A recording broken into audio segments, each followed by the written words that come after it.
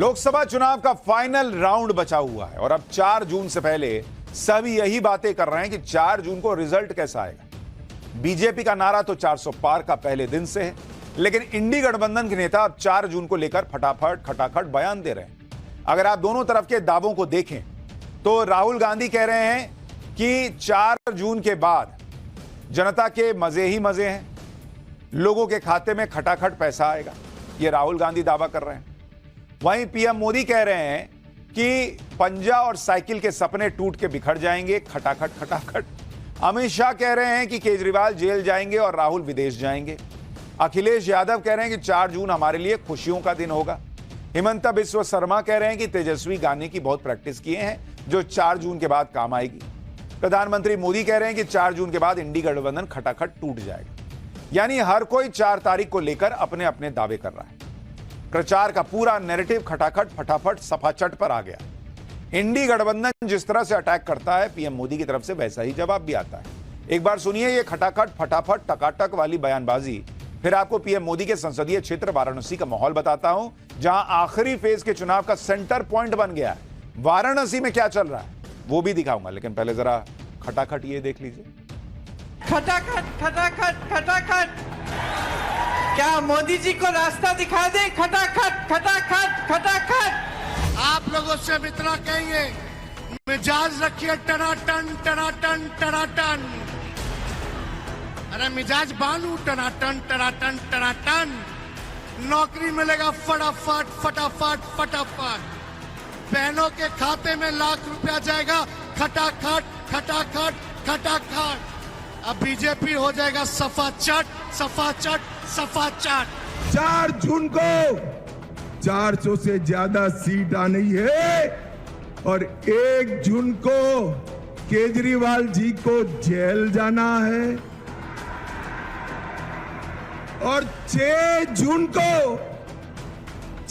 जून को राहुल बाबा वैकेशन पर बैंकॉक जा रहे हैं। जुलाई में देखेंगे 8,500 रुपए, अगस्त में 8,500, सितंबर अक्टूबर नवंबर दिसंबर खटाखट खटाखट खटाखट खटाखट 8,500। क्योंकि 4 जून के बाद मोदी सरकार तो बनेगी ही बनेगी और भी बहुत कुछ होगा। बताओ क्या होगा?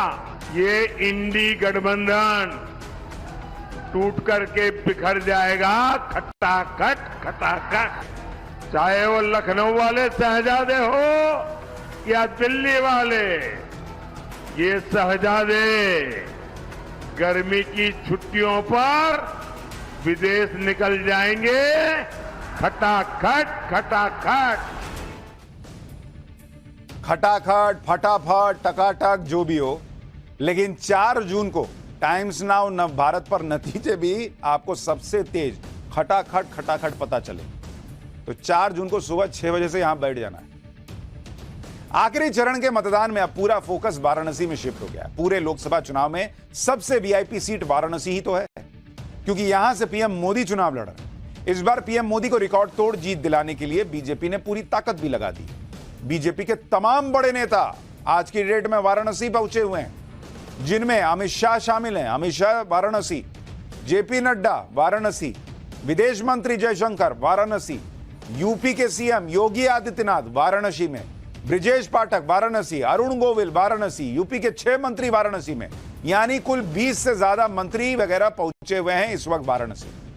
वाराणसी ऐसी सीट है जहां से पूरे पूर्वांचल को साधा जाता है। इसके अलावा वाराणसी में इस बार पीएम मोदी की जीत का मार्जिन 10 लाख का करने का भी टारगेट है।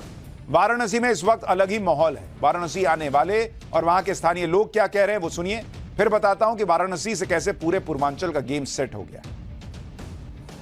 चुनाव एक फॉर्मेलिटी है, औपचारिकता है। चुनाव तो मोदी जी जीत चुके हैं। बीजेपी जी सरकार बनेगी, लगभग 370 के आसपास सीटें आएंगी मोदी सरकार की। पूरे देश में एक लहर चली हुई है बीजेपी की और काम भी किए हैं। मैंने बनारस को पहले भी देखा, आज भी देखा, उसमें दिन रात का अंतर है। काफी बदलाव लग रहा है कि पहले तो यूँ सुनने में आता था कि भाई बहुत गंदगी है गंगा में, ये है। मोदी जी ने बहुत अच्छा काम किया। 100% मोदी जी आएगी, 100% 400 के पार आएगी।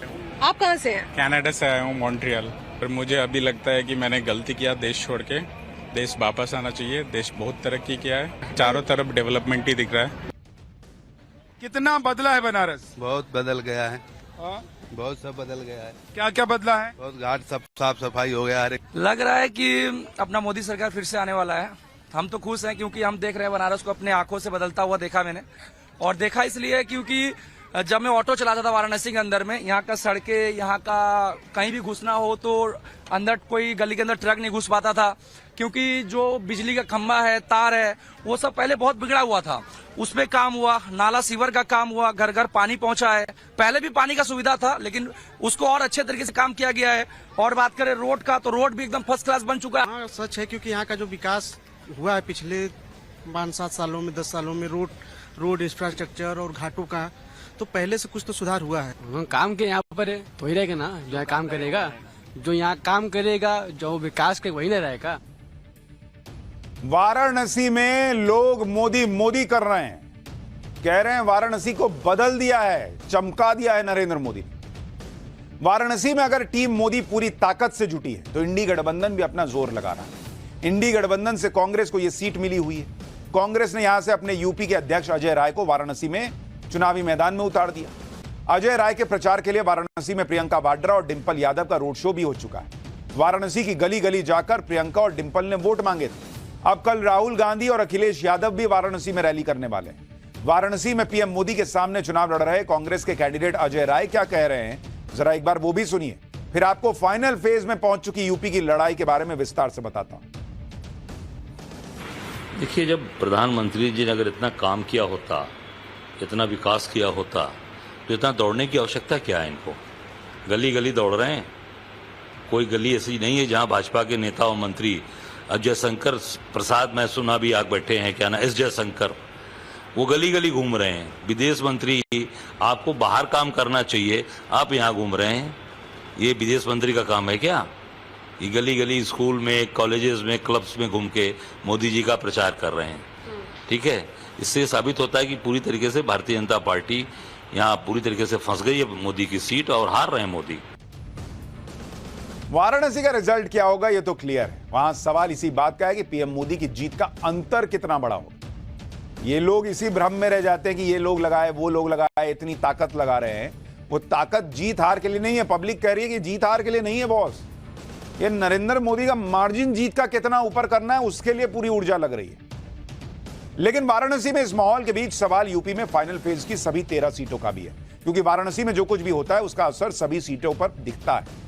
इन 13 सीटों में वाराणसी तो है ही, इसके अलावा गोरखपुर शामिल है, महाराजगंज, देवरिया, रॉबर्ट्सगंज, बलिया, गाजीपुर, चंदौली, सलेमपुर, मिर्जापुर और कुशीनगर के अलावा घोसी और बांसगांव की सीट भी है। सिर्फ वाराणसी ही नहीं, वाराणसी के साथ इन सभी 13 सीटों पर बीजेपी ने पूरी ताकत लगा दी। सीएम योगी ने खुद मोर्चा संभाला हुआ है। सोनभद्र में एक रैली में योगी आदित्यनाथ ने यूपी के माफियाओं को कड़ा संदेश दिया। सुनिए योगी आदित्यनाथ को, फिर बताता हूं कि पूर्वांचल की 13 सीटों का गणित क्या बता रहा है। जितने बड़े माफिया थे उनके संपत्ति को वापस ले रहे हैं, माफिया को मिट्टी में मिला रहे हैं, और उनके द्वारा गरीबों की संपत्ति पर जो कब्जा किया गया है उस संपत्ति पर आज गरीबों के लिए आवास बन रहे हैं, हाई राइज बिल्डिंग बन रही है। पहले माफिया भगाता था पुलिस को भी, बेटी को भी और व्यापारी को भी, और आज माफिया गले में तख्ती लटका के घूमता, कहता साहब जान बख्श दो एक बार बस। हमने कहा नहीं, तुम गरीबों के शोषक हो, तुम्हारा वही हाल होगा जिसके तुम हकदार हो। पिछली बार पूर्वांचल में विपक्ष ने कुछ सीटें निकाल ली थी क्योंकि समाजवादी पार्टी और बीएसपी का गठबंधन था, लेकिन इस बार तो यह गठबंधन भी नहीं है, तो बीजेपी के लिए रास्ता बिल्कुल क्लियर बताया जा रहा है। फाइनल फेज की 13 सीटों में 2019 के अगर आप नतीजे देखेंगे, जिन 13 यूपी की 13 सीटों पर फाइनल फेज में वोटिंग होनी है, यूपी 13 सीट, इनमें पिछली बार 2019 में क्या हुआ था जरा इसको समझ लीजिए, तो आपको पता चलेगा कि इस बार क्या स्थिति है।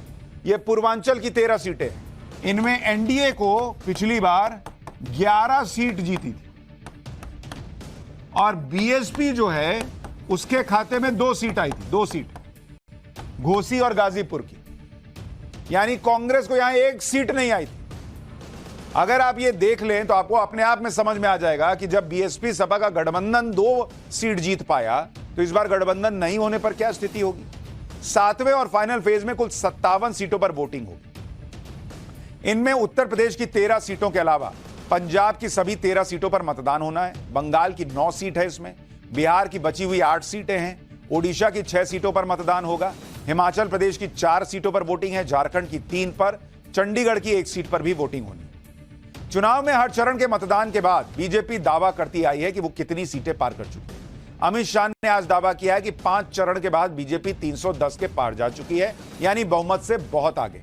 सुनिए अमित शाह को, फिर बताता हूं कि आखिरी चरण से पहले कांग्रेस ने अपनी सीटों को लेकर क्या दावा ठोका है। 6 चरण का चुनाव समाप्त हो गया है। मेरे पास 5 चरण का आंकड़ा है। जानना चाहते हो क्या?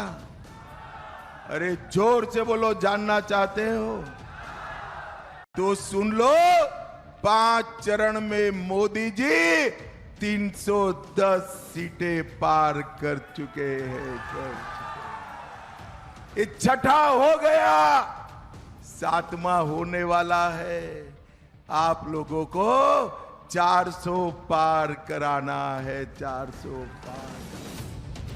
अमित शाह ने जो आंकड़ा बताया है उसमें छठे और 7वें चरण को काउंट नहीं किया। अगर इन दोनों को काउंट कर लें तो अमित शाह का दावा 400 के पार हो जाता है। लेकिन इंडी गठबंधन भी दावा करने लगा है कि 400 नहीं तो 350 सीटें तो इंडी गठबंधन की आएंगी। कांग्रेस के नेता जयराम रमेश ने कह दिया कि इंडी गठबंधन अब तक 272 सीटों को क्रॉस कर चुका है और कुल 350 सीट जीतने की तरफ बढ़ रहा है। अब किसका दावा सही होगा तो इसका तो पता 4 जून को चलेगा, लेकिन 4 जून से पहले एक फाइनल लड़ाई बाकी है और इस फाइनल लड़ाई में भी बीजेपी और एनडीए और इंडी गठबंधन पर बहुत भारी है। जैसे आप बिहार को देख लीजिए, बिहार के 8 सीटों पर मतदान हो रहा है लास्ट फेज में और इन 8 सीटों पर बीजेपी से ज्यादा इंडी गठबंधन के लिए चुनौती है, क्योंकि बिहार की ये 8 सीटें एनडीए गठबंधन का गढ़ है। 2014 में इन 8 में से 7 सीटें बीजेपी ने जीती थी, 1 सीट जेडीयू के पास गई थी। 2014 में तब जेडीयू एनडीए का हिस्सा नहीं थी, तब भी बीजेपी 7 जीती थी।